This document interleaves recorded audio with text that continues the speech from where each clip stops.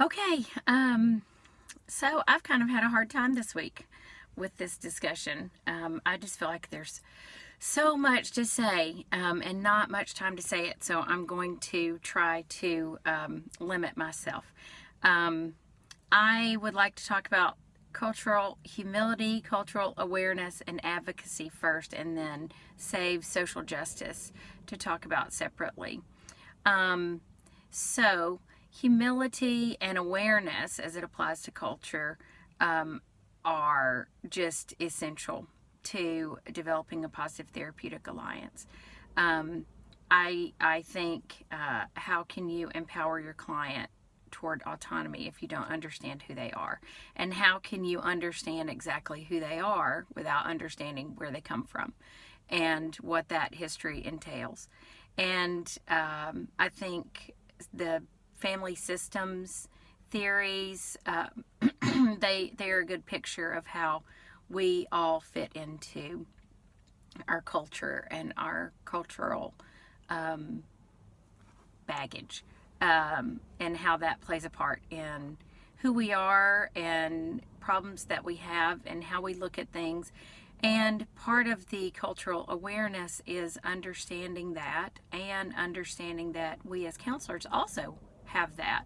We also are a part of our culture, and that affects the way that we view things. So being aware of that and aware of how that might um, impact the way we view our client, that is essential also, and making sure that we don't allow that to shade things. I thought the podcast with Sydney Shaw was just a wonderful way to see some of these things in practice. And his story about breaking down the barriers with the Alaskan tribe was just a great example and a good way to illustrate that we're not experts handing down like a cure, but we are partners. We're walking alongside our client, and we should have the understanding that we're just going to grow with them and try to learn as much as we can about their backgrounds and never feel like we've reached the end. You know, the ethical principles are aspirational, and so are these things that we can always learn more. Those principles of beneficence, non-maleficence, fidelity, and veracity, they all support humility and awareness just naturally. And I think that the justice part is related to advocacy and how important it is. And it's just our duty to educate others about important understandings and things that we learned that help our clients and the cultures that they belong to. The Bible is full of passages that speak to humility, and especially the humility of Jesus. Um, I have a whole lot of things written that I don't think I have time to talk about, but just Jesus lowering himself to walk with us so that we can have a relationship with him.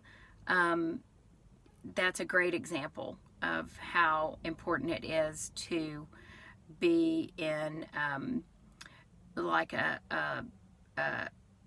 equal type relationship in order to have that bond rather than the expert type relationship.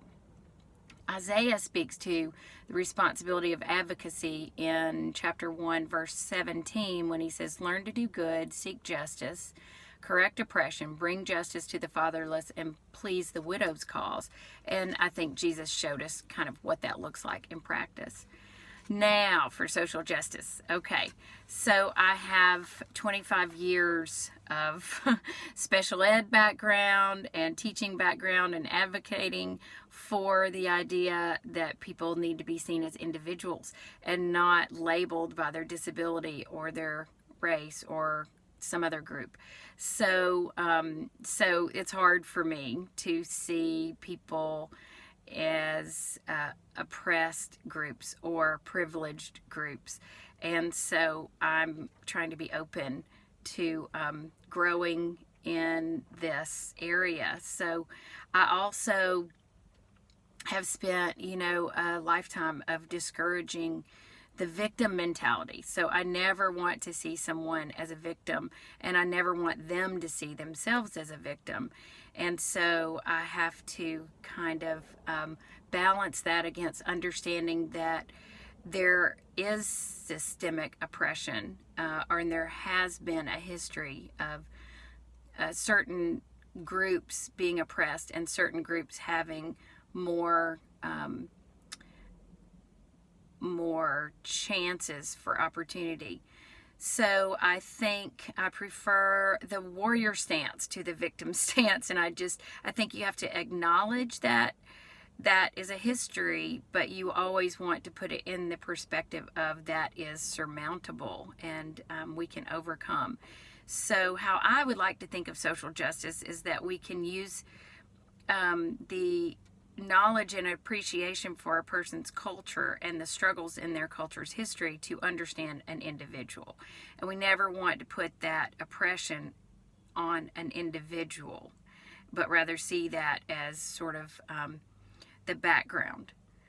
And I have some examples in my own community of people who really reject that idea of oppression based on what they look like or what their ethnic background is. So I just think you just have to be careful and aware of both sides of that. Now, as far as actions, I thought Mr. Shaw had some great recommendations about just straightforwardly asking if a perceived issue was a contributor to the problem that brought a client to you. His example was asking a young man if being gay was part of the problem that he was experiencing in high school, and I like that he was just very open about that. And I also like the idea that he used feedback from the client to find out kind of how he was doing, and it also shows that he was very humble. He shows that to the client. Now, as far as advocating, I think as an educator, I do that best through educating. So I'm always looking for opportunities and ways that I can seize those opportunities to educate someone else, to advocate for a group or a person. I've also gone the other way, and I've literally fought for children, and I've gone up against legislators, even our governor once, and I think there's a place for that. I do better, honestly. I see more effects when I have a teacher's heart, and so that's the action probably that I'll take, just watching for those opportunities. Thank you.